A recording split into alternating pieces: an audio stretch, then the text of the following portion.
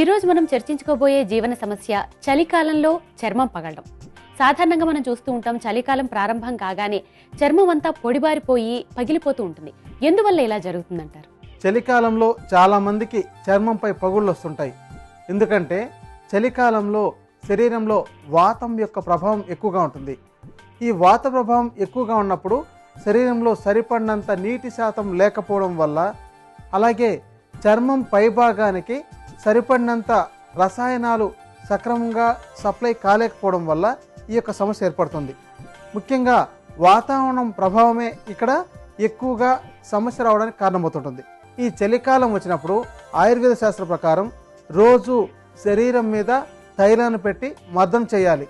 అంతేగాక లోపలికి తీసుకునే ఆహారాల్లో ఎక్కువగా తైల పదార్థాలు, నెయ్యి లాంటివి స్నేహ పదార్థాలు ఉండాలని తెలియజేశారు. చలికాలంలో వాతం యొక్క ప్రభావం ఎక్కువగా ఉంటుందని తెలియజేశాం కనుక ఇలాంటి పరిస్థితుల్లో తప్పనిసరిగా నిత్యం శరీరానికి అభ్యంగం చేసుకోవడం, అంటే ఏదైనా తైలాలతో మర్దన చేసుకోవడం, యోగా, ప్రాణాయామాలు చేయడం, ఇవి నిత్యం చేస్తేనే మనం తీసుకున్న ఆహారం సక్రమంగా జీర్ణమవుతుంది, శరీరానికి కావాల్సిన పోషకాలు ఉంటాయి. దీనితో పాటు నిత్యం తీపి, ఉప్పు, పులుపు ఈ యొక్క రుచులు కలిగిన ఆహార పదార్థాలని ఎక్కువగా తీసుకోవాలి. కారం, చేదు, వగరు ఉండే రుచులు కలిగిన ఆహార పదార్థాలని తక్కువగా తీసుకోవాలి.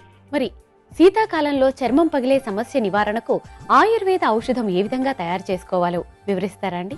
చర్మంపై వచ్చే పగుళ్ల నివారణకు మనం ఇంట్లోనే కొన్ని రకాల మూలికలతో మంచి ఔషధం తయారు చేసుకుని ఉపయోగించుకోవచ్చు. చాలా తొందరగా ఈ సమస్య తగ్గుతుంది కూడా. దీనిలో ఉపయోగపడే మంచి ఔషధం మానిపసుపు. దారుహరిద్ర లేదా మానిపసుపు అనే పేరుతో మార్కెట్లో దొరుకుతుంది. దీన్ని 100 గ్రాముల మోతాదులో తీసుకొని క్వాద చూర్ణంలాగా చేసుకోవాలి. అంటే చిన్న చిన్న ముక్కలుగా ఉండేటట్టు, టీ పౌడర్ ఏ విధంగా ఉంటుందో ఆ విధంగా ఉండేట్టు తయారు చేసుకుంటే సరిపోతుంది. బాగా పూర్తిగా చూర్ణం చేయాల్సిన అవసరం లేదు. మీకు అలాంటి అవకాశం లేనట్లయితే బాగా చూర్ణంగా ఉండేదాన్ని కూడా తీసుకొని ఉపయోగించుకోవచ్చు. ఇక్కడ ఔషధం తయారు చేయడానికి ఇప్పుడు తగిన మోతాదులో వేస్తున్నాం, గమనించండి. దీని తర్వాత కావాల్సిన మంచి ఔషధం తిప్పతీగ. గుడూచి తిప్పతీగ అనే పేరుతో మార్కెట్లో దొరుకుతుంది. బొటన వేలు సైజులో ఉండే తిప్పతీగలను కత్తిరించి చిన్న చిన్న ముక్కలుగా కోసి నీడని ఆరబెట్టుకొని ఉపయోగించుకోవచ్చు. దీన్ని క్వాద చూర్ణంలాగా, అంటే చిన్న చిన్న ముక్కలుగా ఉండేటట్టు పగలు కొట్టి చూర్ణం చేసుకోవాలి, లేదా పూర్తిగా చూర్ణం తయారు చేసుకున్నా పర్లేదు. ఇలా తయారు చేసుకున్న చూర్ణం 100 గ్రాముల మోతాదులో తీసుకోవాలి. ఇప్పుడు ఔషధం తయారు చేయడానికి తగిన మోతాదులో వేస్తున్నాం, గమనించండి.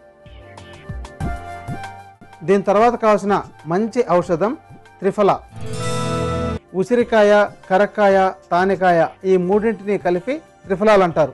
వీటిని పగలగొట్టి పెచ్చులు తీసి, పెచ్చులు ఒక్కొక్కటి 100 గ్రాముల మోతాదులో ఉండేటట్టు చూసుకొని మూడింటిని సమాన మోతాదులో తీసుకొని క్వాద చూర్ణంలాగా చేసుకోవాలి, లేదా పూర్తిగా చూర్ణమైనా చేసుకోవచ్చు.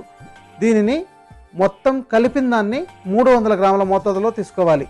అంటే ఒక్కొక్కటి సమాన మోతాదులో 100 గ్రాముల చొప్పున ఉండేటట్టు చూసుకోవాలి. ఇప్పుడు ఔషధం తయారు చేయడానికి తగినంత మోతాదులో వేస్తున్నాం.